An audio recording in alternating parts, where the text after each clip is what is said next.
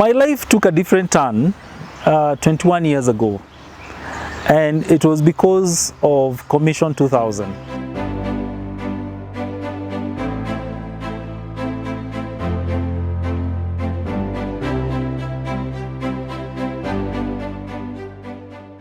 Commission 2000 was revolutionary for me in many ways. I got to interact with students from other universities, not only from the country but also from other countries. So when we went for Commission 17, what I really love is that there is a package that they give. There is a carrier bag that has a Christian literature book, has the conference book and a few things.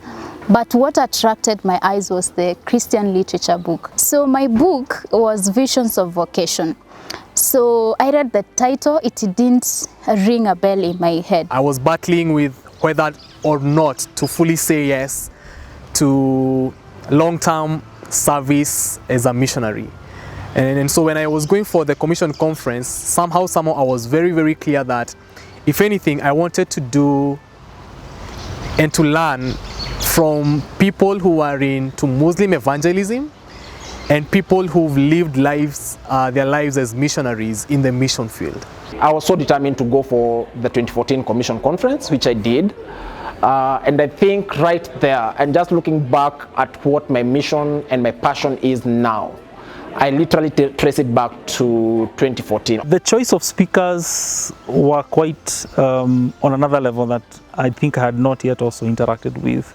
And I do recall the kind of impact the messages that left on us, leading us to a place of conviction to make a decision on how are we going to spend the rest of our lives. During the conference, I was able to attend a Muslim evangelism seminar, and I really loved what God is doing among Muslims, but I was not convinced that God would call me to reach out to Muslims.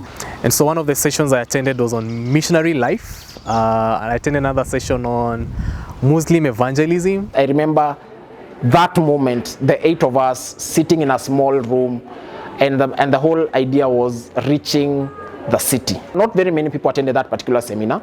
There were very few of us. And I just remember right there, that's when my passion for missions in the city began.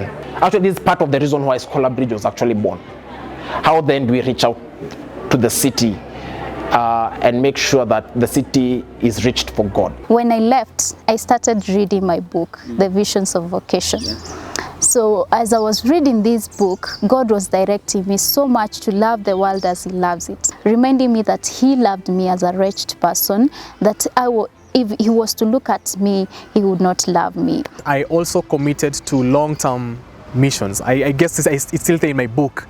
It's still there in my book. And as far as I was exposed to Missions Campaign Network that was doing missions discipleship training programs. And so one of the things I committed to was joining them after college for a 7 weeks program, which turned into a 1-year program, and the rest is history. And in that particular conference, by the time I was leaving, I knew for sure I cannot live as if I did not hear. I think I'd been brought to the place of conviction that whatever else I was to do with life, it cannot again be as usual, as if I had never actually heard and listened to what God would have me do with life.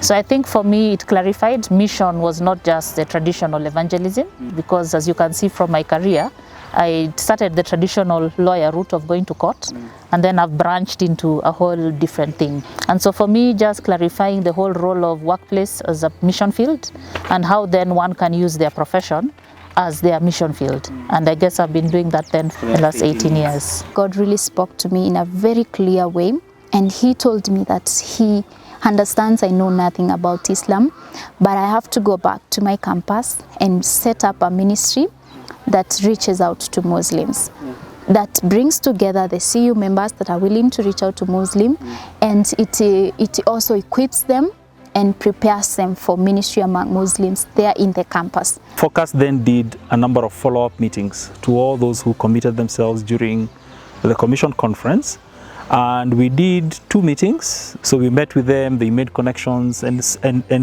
at least ensured we had been we had been given placement to the different ministries that had exhibited at the conference. And I actually ended up in the Trinity Fellowship. Timazi Africa is a student ministry that is an offshoot of the Trinity Fellowship.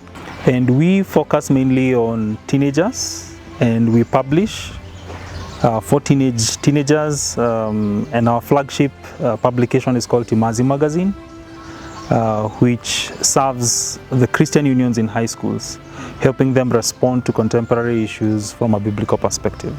Our desire and our passion is to see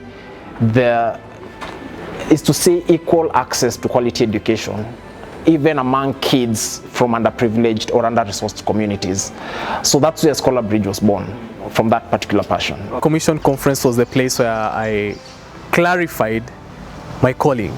The Lord stamped my calling in a very clear way. I knew during the commissioning service on the last day that God actually had his hands on me. From then I knew there will be no turning back, and since then I went ahead telling everybody. I told my parents, I told my church, I told my friends in college. I became a celibate, and everybody knew that Kevin was headed for missions, and there was no turning back. Since Commission 2014, I think I've been a man on mission. So since then I've been doing missions. I work with a people group in our country, in the Horn of Africa, and my passion is simply to plant churches among them.